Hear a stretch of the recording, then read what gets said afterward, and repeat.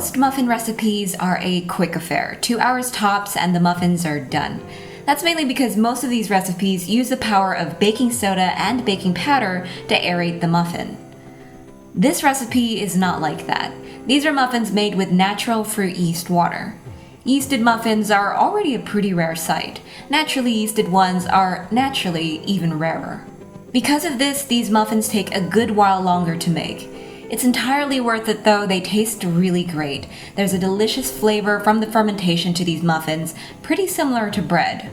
This recipe makes for a super easy snack when you're in the mood for a sweet treat. So let's get straight into it.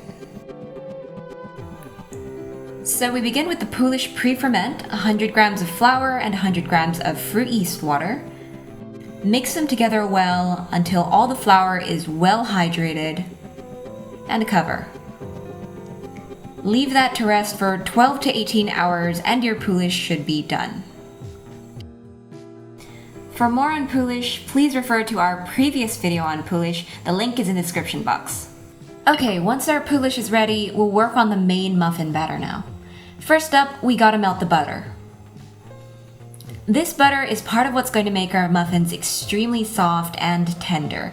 It coats the flour's proteins and helps retain moisture in the muffin's crumb. The butter also contributes to the flavor profile of the muffins. We'd like the butter to fully melt and have no remaining solid bits in it. When it does that, we'll pour the butter into a glass container and we set it aside to cool. With that done, we're going to transfer our POOLISH into a mixing bowl. The hallmark of a good POOLISH is this sort of strong gluten development. Just look at how it stretches. Isn't that pretty cool? To get all of the POOLISH, make sure to scrape it out with a spatula. We don't want to let any of this go to waste.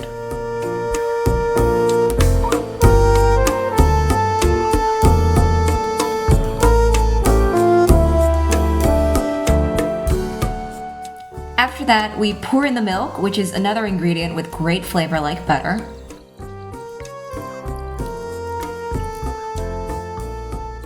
Then we'll crack the eggs in another bowl to make sure no eggshells get in the batter, and additionally check the eggs.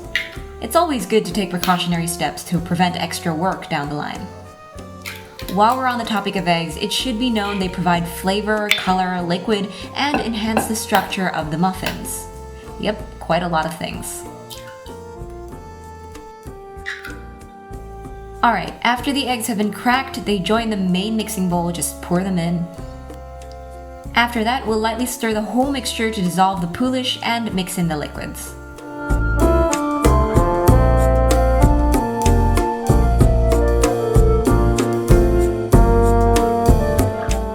We dump in the sugar, this vital ingredient.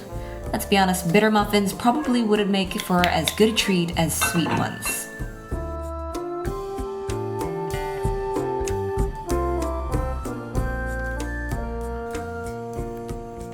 And once it's relatively well combined, we pour in the melted butter, which should have already cooled down. Again, stirring it in very well. The melted butter will be resistant to being mixed in at first, but the whole thing should eventually come together. When it looks this evenly homogeneous, we can throw in the last ingredient, the all-purpose flour, and incorporate it in. The thing with muffins is that after we add in the flour, we're trying to avoid overmixing. So we want to do the least amount of work to incorporate everything.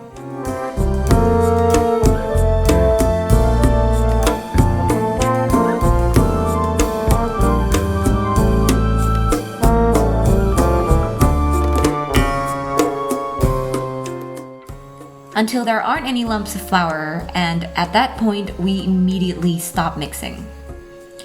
We're going to cover the muffins and leave them to ferment. There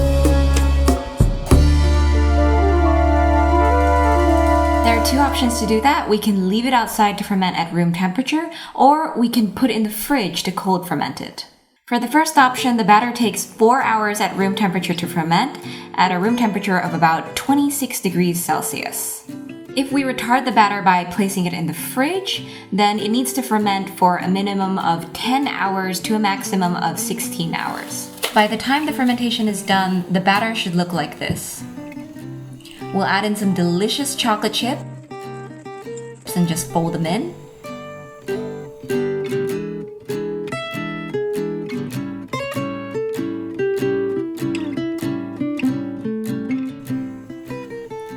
And it's time to spoon the batter into our muffin pans. No, wait, Seraphin. Before we put the batter into the pans, we're going to line them with butter first. This way, the muffins won't stick. You could also use paper cups to make the muffins, by the way. Alright, now we can spoon the muffins in. This is the best way I've found to put the muffin batter in without causing a mess. We're also only filling up the muffin pan cups about 3/4 of the way full because we're going to leave them to rise until they fill the cup. So after the muffin cups all have batter in them, we'll cover the pan and leave them for 3 to 4 hours or until they have visibly risen to almost fill the cup.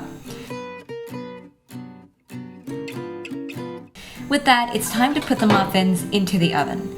The oven has been preheated to 180 degrees Celsius, it's on top and bottom heat, and we're going to let the muffins bake for 15 minutes. These times and temperatures may of course vary depending on your oven. As the muffins bake, they're going to rise up even more up above that cup line and they'll form that delicious muffin top. When the time's up, they're done.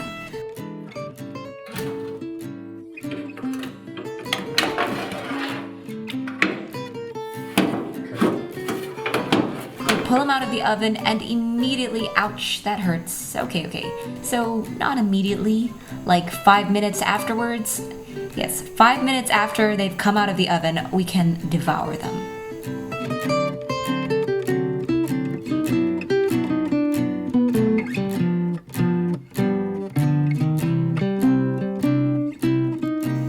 And there you have it, naturally yeasted muffins.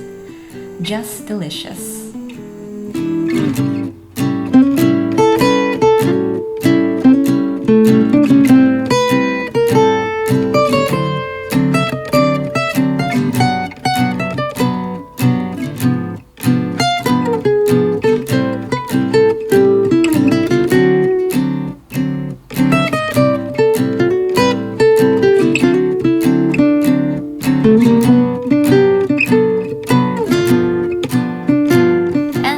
For today then, thanks for watching and bye!